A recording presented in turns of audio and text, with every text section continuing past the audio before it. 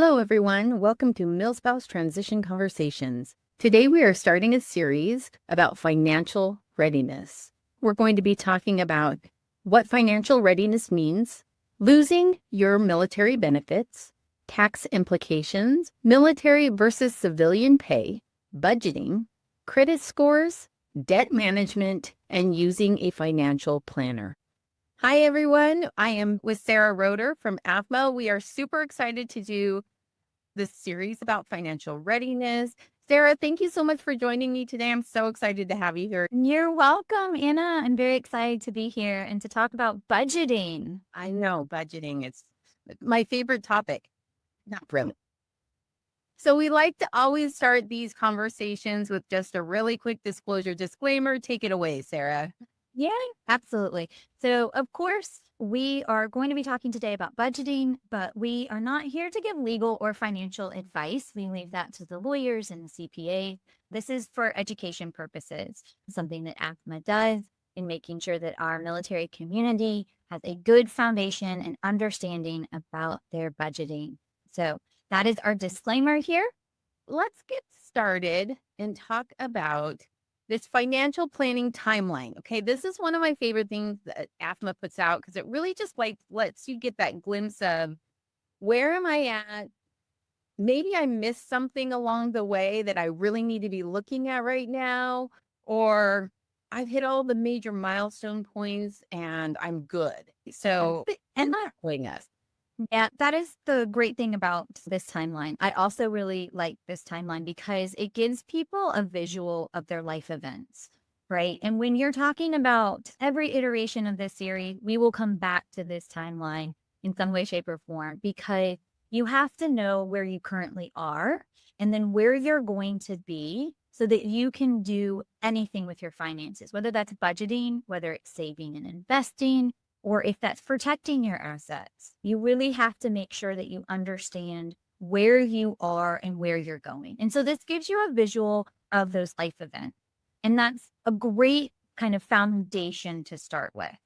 And when you look at it, many of the people that we're talking here today to are right at that savings and investment and separation from the military and retirement timeframe. That's really our demographic, right? That's tuning into this conversation today. So that's where our conversation is going to focus. But if you have questions about any of these other phases in time, I highly recommend reaching out to Sarah. We're going to drop that contact information at the end of this show. So let's move on. Why financial readiness matters. If you've watched any of our live streams, you have seen these numbers already, but we're going to reiterate them because if this is your first, you need to know this information. You really do. This is the basis of what and why AFMA talks about financial readiness. As an organization, AFMA has been around since 1879. And it's grounded in making sure that our military understands and is ready financially. And the reason why is because of this data right here. We know that our respondents from the military are saying that we're not financially ready. There's almost a bit of an epidemic here. Our current serving families, 22% of them have less than $500 in an emergency fund.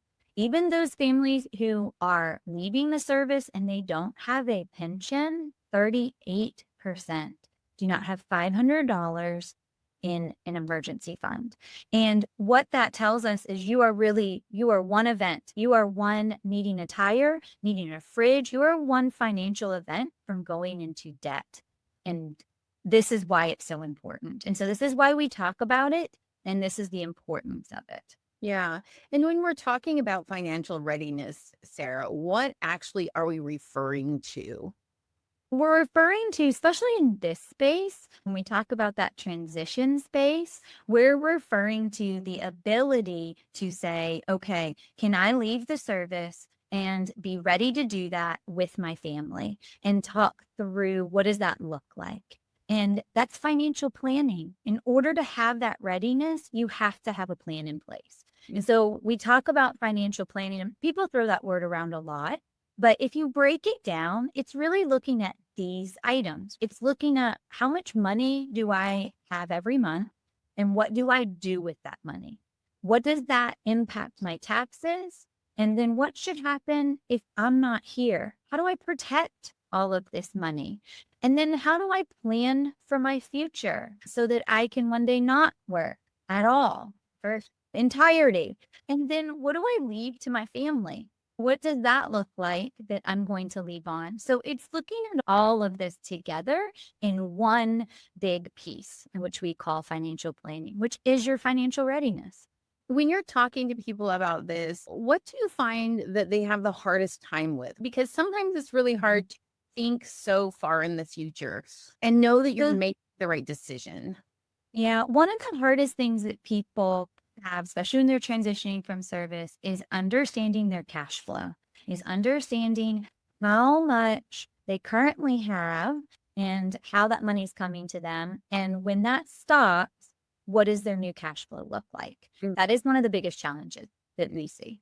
And it really is, because if you don't have a job with a contract in place, with a salary, but even then, there's those unexpected expenses that maybe you're not accounting for. I'm excited to go through this today because I think this is going to really help our transitioning families with that, getting over that fear hump of cash flow and availability, and just knowing that financially their family is going to be okay. Yeah. All right, so let's bring this up really quick. What are we losing after we transition out of the military? Yeah, you're going to lose a bunch of stuff. And it's really important to understand that because it all has a financial undertone. And when we talk about our finances, we have to start with our foundation. So we have to educate ourselves on what are we going to lose. And a lot of that is these four things. You are going to you're going to lose your life insurance, right? Your SGLI goes away and you get to make some decision about that. And so we're going to talk through some of that. We are going to lose all this specialty pay, right? This BAH, special pay, the tax bracket that you're even in because of how the pay is coming to you. And you're going to lose health insurance. So if you're separating from the service, you lose your health care completely. And you have to figure out financially, what are you going to do to replace that? And if you are retiring from the service, you are going to lose it in a sense that you now have to re-enroll in it. You now have to pay for it. It is a completely different program than what you have experienced before. So these are the four things that shock people a lot of times. We're going to dig into these four things a little bit more as we go through this conversation. Not just dig into what they are or why they matter, but also how they affect your financial readiness. But before we get into kind of like that pay allocation, let's talk really quickly about why where you're living is going to really make a huge difference as part of this. Because we're talking not just about federal, we're talking about state and the impacts that both of those things are going to have then on transitioning families. Yeah. And so this is part of our foundational building block, right? So we talked about in the beginning, you need to know where you are currently and where you're going to be in your life and kind of life event. This is part of that foundation as well, is understanding where you now get to choose to live. I'm a military spouse, right? And when told this is where you're going to live now, you live in this state. You can have a home of record somewhere else where maybe taxes aren't as high or there isn't a state income tax. And you lose all of that when you leave the military. So now you get to pick where you're going to live, and it really does make a difference. There are various states who do not tax your income. They do not tax military income. There are various states and locations where you can have a better portfolio of your cash flow coming into you because of the taxes. And so it's really important to give a lot of thought to this. If you have young kids, what does it look like to live near parents all of a sudden and not have to pay maybe for childcare? There are so many different variables that it can be really overwhelming, but it's important to understand now that you don't have that safety net of having a home of record anymore. Where you live is what you have to operate in. And there are a number of resources that do help you identify what those tax implications are state by state. If you are not familiar with where those might be, head to milspousetransition.com, and there's going to be articles and resource links in there that you can use in order to navigate your way through, hey, I think I want to live in Ohio. What does that look like for me? Yeah. I don't know why I picked Ohio. There you go. Ohio might be it. It might be it. Okay, so let's talk for just a minute about pay. All right. So in the military, there's a steady paycheck coming. For the most part, you don't worry about it. Every 2 weeks, you know you're going to get it, right? Now your service member or the spouse is now working a different type of job, a civilian job. Let's look at what that balance looks like. Yeah, it's an important one. And it's what I noted in the very beginning is this is one of the most kind of shocking things that service members experience because it affects their cash flow so much and then it affects how they plan from it. And so there is a very big difference between military versus civilian pay.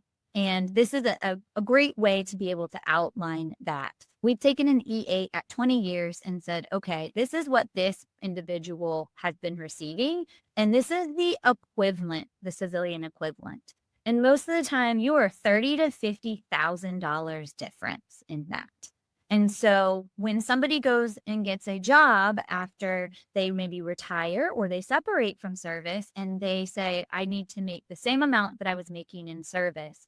And then they come and unfortunately they say, I don't understand why I can't pay my bills. I'm getting the exact same salary because we weren't taking into account all of those special pay, how taxes were coming in for you. You're not taking into account the costs now of healthcare for TRICARE or in the civilian sector. And you're not taking into account where you live.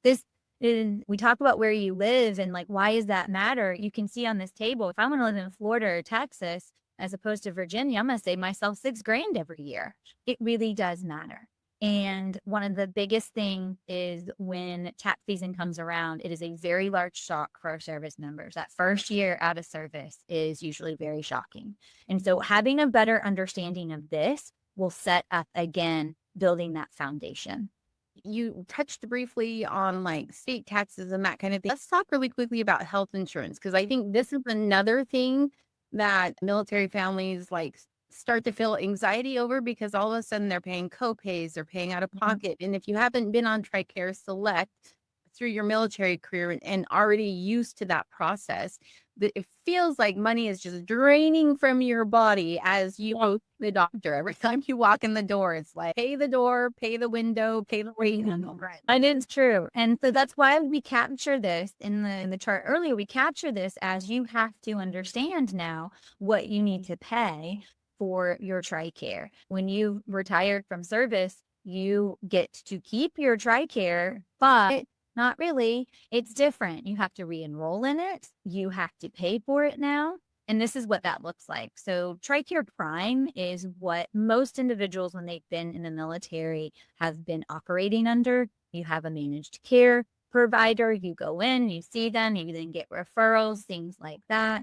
But you have the option to pick TRICARE Select, which says, depending on where I live and what installation may or may not be near me, this might be a better fit for my family's doctor needs. And so you're going to have to pay for that. And there's co-pays. And I will say TRICARE's website does a very good job of understanding what those co-pays are, but it doesn't make it easier, right? Every time now when you go in, it's $10 here, $50 here, whatever it might be. Yeah. And so you really have to understand the loss that is occurring and then how you're going to operate now within your new TRICARE.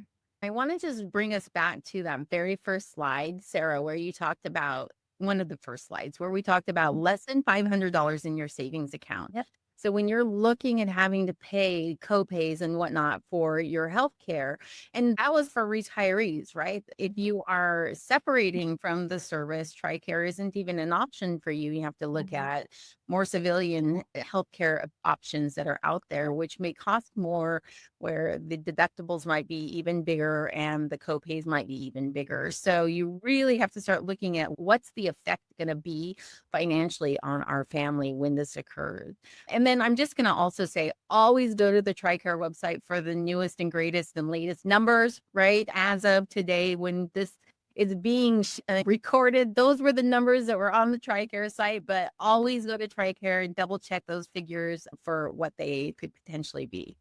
Yeah. Okay. All right. Now we said this was about budgeting and we've really just started talking about like the financial planning portion of it and all the things that are involved in it. But let's talk about, hey, we're facing transition out of the active duty service in the next couple of years. We want to be debt free, or we want to have a better savings portfolio, or we want to start investing so that we're ready in 2 years. Yeah. What does that look like? Yeah. And it's great, right? We have to talk about these other things to get to this point, right? To get to budgeting. Because if you don't understand what you're losing and what you need to replace and what you've got to research to figure out what it costs, then you can't figure out how to put it in your budget, which is why we've got to have some of that foundational work there. But when we talk about budgeting, there is an industry standard here that is a 50-30-20 rule. You could have $100, you could have $100,000, you could have $1 million. You can break that into 50-30-20.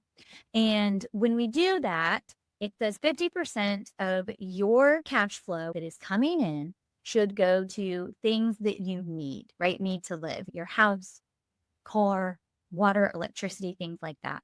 30% are for your wants, which are really important because our mental health and having fun in life is important and you should budget for that. The 30% is for your entertainment, for Netflix and coffees and travel and things like that. And then 20% is for that saving and debt repayment. And a lot of times we hear from service members, 20% is so much. It's such a high number. And realistically, it is. That is a really high number. 10% is the minimum, the absolute minimum that should every month be going to a retirement account without fail. 10% should just, you never even see it. It just goes away.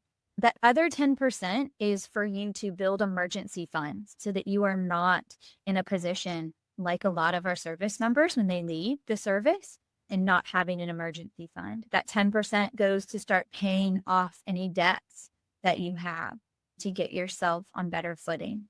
Yeah. And it's really important. And when we talk about an emergency fund, a lot of times people think I need a couple $1,000s, or what do I actually need? You need 3 to 6 months of living expenses. And that means true living expenses. That means taking all your 50% and all your 30% and putting them all together and saying, I can go to Starbucks every day if I want. That's what I've been doing. I can do whatever I want to operate and live for 3 to 6 months. And that's what that 20% is supposed to be for. What Sarah's saying is really important when you're looking forward, thinking about your finances and transition. And if you're just starting this process of transition, if you're just starting to think about it, or if you're right smack in the middle of it, it's not too late to get started here. Yeah, it's never too late. Oh, too bad for you. What happens next month? Out of luck. No. Yeah, no, it's never too late. It's also really important because as you're going through a military transition, there is so much that is happening physically and mentally. It's happening for the service member as well as for the military spouse. And if you can give yourself breathing room and you can control kind of one thing about it, having a good financial footing when you leave the service gives you that breathing room. It gives you the opportunity to take some time, gives you the opportunity to maybe be home when you've never been home, gives you the opportunity to not feel as much stress and pressure, because we know financial insecurity and financial burden cause physical and mental stressors. So if you already are going to have some of that, at least take a little bit of that off by having good financial footing.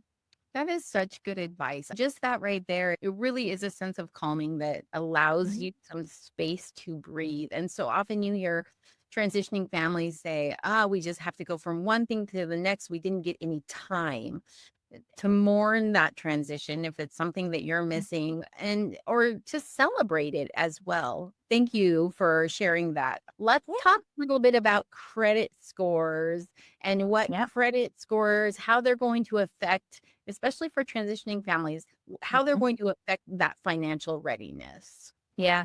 So when you're getting ready to transition from service, you might be thinking, okay, I'm going to buy a house in my new location, or I am going to get a new car, or whatever that might be for your kind of life event as you transition from service.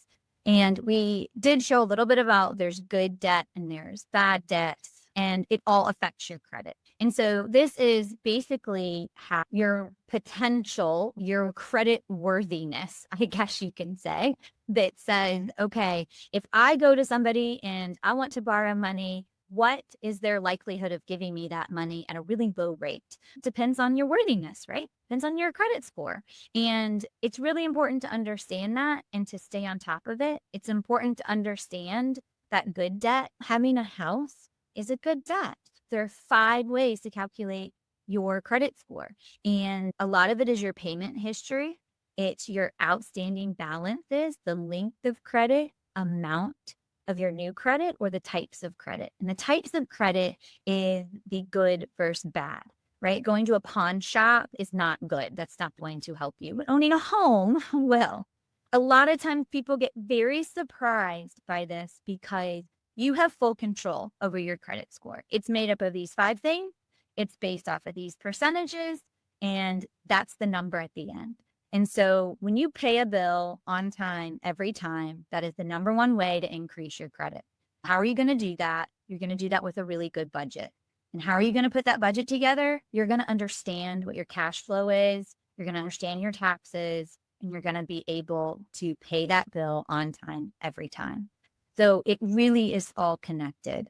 Now, I know when we're talking to transitioning families, a lot of time they're like, we are in debt right now, or I don't have a good handle on this right now, but we're going to get there. One of the tenets of smart financial planning is this waterfall payments. Talk to us a little bit about how, if you are dealing with lots of debt or creditors, that process. Yeah. And this is something where talking with a financial advisor can really help in understanding how to tackle this. There are lots of resources out there. This kind of talks about a way to think about that, or think about, hey, I'm in debt and I need to get out of debt, is looking at first and foremost that higher credit, that high debt that you have that has a really high interest rate, is tackling that first. And sometimes people think I'll spread it all evenly between all of my credit that I have out there and all my debts out there. And sometimes that's not the best way to think about it. It's tackling one thing at a time and then bringing in the other items that are not going to have as high interest on you. And so that's one way to think about it. Again, a lot of times service members think, I'll just pay a little on everything. And then you just keep paying a little on everything, but you're never getting rid of it. And so if you look at that kind of waterfall down, you say, I'm going to take my highest, I'm going to attack it. I'm going to get it all the way down, and I'm going to make it go away. And then I'm going to work on my next thing. And that's a really great way to think about how to clear out any of those debts, especially while you, like you said, Anna, have a consistent paycheck and you've got healthcare and you've got all these things working for you. Be able to do that. This is a lot of information for people to take in. It's like a 101 class. So to help you guys out, AVMA has this talking about accounting for those windfalls, special pay, dislocation allowance. Mhm. There's a download attached to the show notes. It's going to have this option available to you. So you can just print it off and then you can write in some numbers just to give yourself like this walking through this process, what this looks like. So Sarah, how is this going to help a transitioning service member and spouse really start to set that foundation for smart financial readiness? You have to see what you have, and you've got to put pen to paper and actually write it out, because that's just the best way to be able to understand what you're operating within. How much money is coming in? Where is the money going? Is it falling in that 50, 30, 20 bucket? If not, what do I need to do to adjust that? And the only way to do that is to write it out. And it's really important when we go through a life event to always reassess these things. And so it's important to do it not only as an individual, but with your military spouse. So if our service member, you're like, I'm going to sit down and do this, you have to bring your spouse into this, because it's one household, right? And so it doesn't work if one person's going to operate under this budget and assumption and the other person isn't. And a lot of times too, again, being in the military can give you some really great ways to set yourself up financially for success. There are bonuses and signing bonuses. So when we talk about a windfall, all of a sudden you have an excess of cash. What am I going to do with it? Stick it in a checking account and spend it, or am I going to have intention with it? And so you do that by writing it out. And I just want to note for everyone that there was zero judgment on either of those choices, right? It really is such a personal family decision about where that money needs to go in order to best serve your family. So you're going to find people that are like always invested. And you're going to find others that say, no, take that trip to Cabo with your spouse if you want to and enjoy it.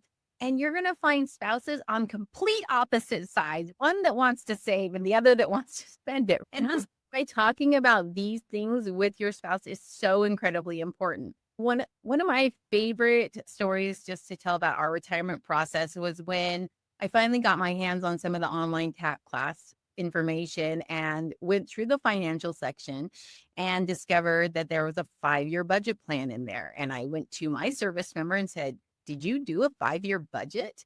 And he said, "I don't know. I don't think it was part of the program." And I did one. I'm like, "How did you do a 5-year budget and not have a single conversation with me about it?" Yeah. And for him, it was a check off. But going back now, thinking about it, if he and I had sat down at the 2 years out mark and said, Yep. what does a 5-year budget really truly look like?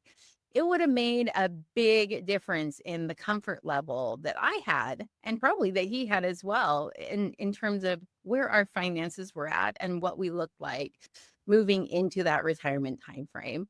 So don't discount it. Make sure you're talking. Very important. Yeah, it's very important. And it's really important for military spouses to also understand, right, kind of all these foundational things we're talking about, what you're going to lose. It sometimes you might not have realized what you were paying for this or what you are going to have to pay for it. And so it's really important for everybody to educate and be on the same page locally. Yeah, because if you're not seeing an LES statement every month, seeing that, you don't know what pay is already being taken out, what the true base rates are. You might not actually have a good handle on how much money is truly coming in and going out to what locations. So that is a really good point. Now, listen, if you're not the financial whiz, the Sarah, you might need a little bit of help. So I always like to throw this up there. I had talked about financial planners. All right. Don't let that scare you. We some questions. Talk us through what you should be asking a financial planner and why. Yes, really important because being in the military, you are different, right? Your financial profile is different than what a civilian person's financial profile is. And so it's really important to ask questions about somebody who says, yeah, I could tell you about your money or where you should invest or how you should save. Do they understand you in the military sense? Do they understand what your income and what your benefits look like? And so that's very important. Of course, the qualifications of the individual, that can give you a good indicator. A fiduciary organization. So AFMA, we have Wealth Management and Trust. We are a fiduciary organization. That means that we have to show to the state that we are doing what's in the best interest of our client. And that's the fiduciary responsibility. And then how do they relate and understand and know where all those funds are coming from? And then are they compensated, right? So is somebody a salaried employee who does, or are they compensated based off of, if I put you in this fund, I'm actually going to get paid for it? And sometimes people don't realize that happens. And so it's really important to ask these questions. And the most important thing about this is to make sure whoever you decide to go with, they understand military benefits. If you start talking to them about VA pay and it's tax-free, and I've got SVP for my spouse, and I've got, what does DIC look like? And they don't know what you're talking about, they are probably not the right fit for you, because those are all really important things that they should understand. That should be one of the very first questions. What is your experience with military finances? And if they don't understand them, you're already going to be having to educate them on something that maybe you aren't an expert on. Yeah. That financial planner to be an expert. And thank you also for talking about compensation. I know a lot of people hesitate to speak with financial planners because they think, oh, it's going to be way too expensive or I can't afford them. There will be options out there that is like a percentage of what your increase is, where you don't even see that necessarily coming out of your investment, if that makes sense. Don't let that part scare you off. Okay, thank you everyone for Budgeting 101. And when I say everyone, Sarah Roder, right? But thank you everyone for joining us today for this Budgeting 101. Sarah, tell everyone how they can find you if they want to talk to you.